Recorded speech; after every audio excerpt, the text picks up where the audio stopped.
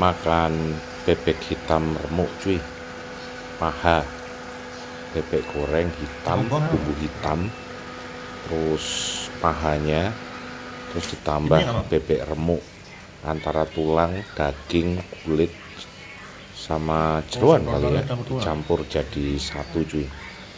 Tuh, jadi sambil makan sambil sibuk milihin tulang dengan kulit, dengan daging, dengan jeroannya. Wah, pokoknya di situ katanya letak kenikmatan makan bebek hitam remuk ini cuy.